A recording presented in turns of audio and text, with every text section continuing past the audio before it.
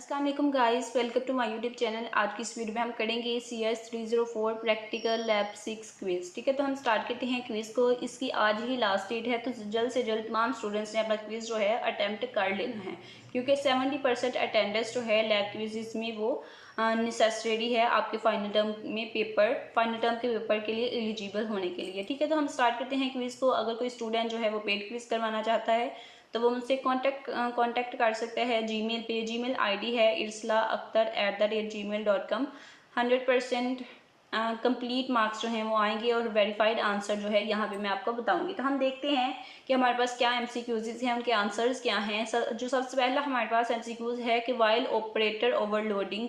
ठीक है, कि जब हम ऑपरेटर्स को ओवरलोड करते हैं तो binary operator is always called with the reference to the dash. ठीक है, जब हम ऑपरेटर्स को ओवरलोड करते हैं तो हम जब ऑपरेटर को बाइनरी ऑपरेटर को कॉल करते हैं तो वो किस रेफरेंस से कॉल करते हैं। ऑप्शंस क्या है, dot operator, pointer argument, left hand या फिर राइट हैंड। ठीक है, तो हाँ ऑलवेज जब भी हम बाइनरी ऑपरेटर को कॉल करेंगे तो वो होगा with the reference of left hand argument, यानी कि ऑप्शन नंबर सी आपके पास इसका करेक्ट आंसर होगा। यहाँ पे इसका रेफरेंस भी आप देख सकते हैं कि binary operator is always called with the reference to the left hand argument. Next one है कि which one is the best description of polymorphism. ठीक है, तो हमने बताना है कि यहाँ जो स्टेटमेंट्स गिवन हैं इन स्टेटमेंट में से कौन सी स्टेटमेंट जो है वो बेस्ट डिस्क्राइब कर रही है बेस्ट पॉलीमॉर्फिज्म को।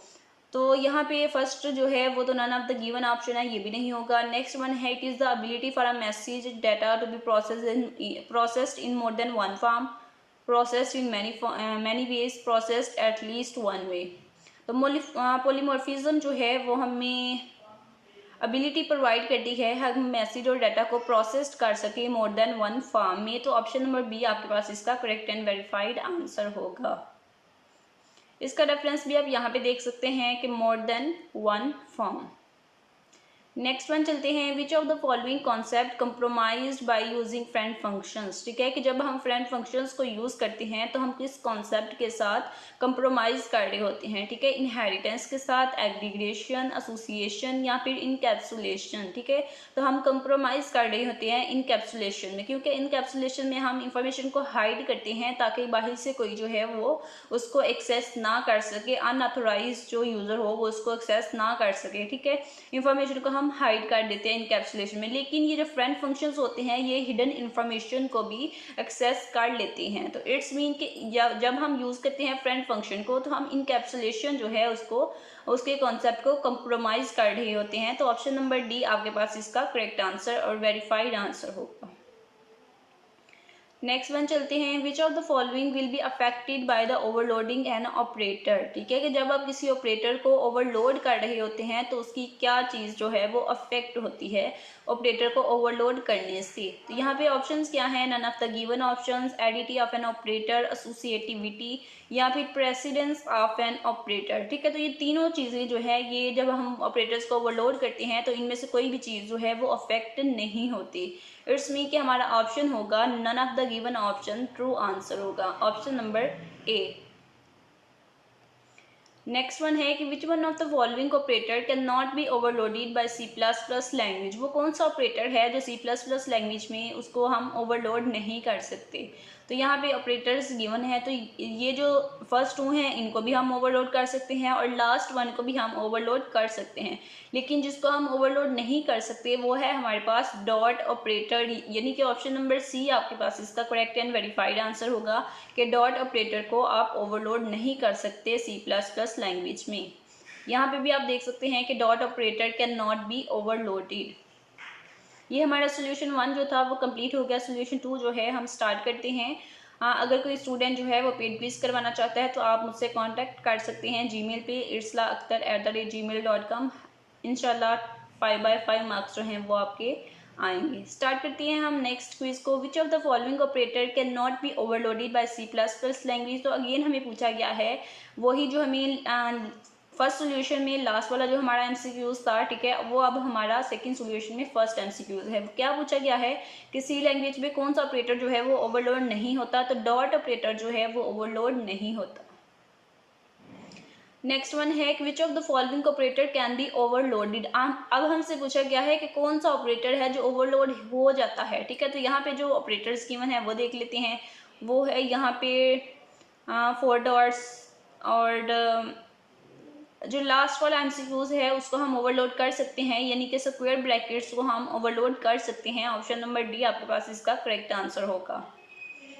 नेक्स्ट वन है कि suppose C1, C2 and C3 are the objects of the complex class and we overloaded the plus operator. फर्ज करें आपके पास तीन कॉम्प्लेक्स क्लास के ऑब्जेक्ट्स हैं C1, C2, C3, और आपने प्लस ऑपरेटर को ओवरलोड करना है। तो फिर आगे क्या है कि C3 इक्वल है C1 प्लस C2।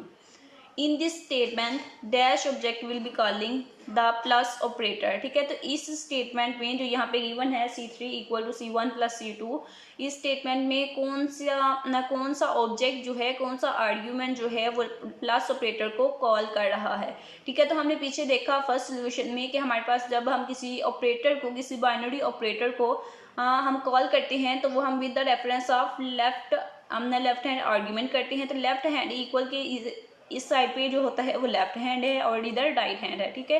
तो प्लस बाइनरी ऑपरेटर है क्योंकि ये 2 ऑपरेटर ले रहा है, C1 और C2 को जमा कर रहा है, दो ऑपरेंड ले रहा है, 2 ऑपरेंड लेगा तो ये बाइनरी ऑपरेटर होगा। और बाइनरी ऑपरेटर जो है वो कॉल किया जा रहा है लेफ्ट हैंड साइड के रेफरेंस से, यानी C3 के रेफरेंस से।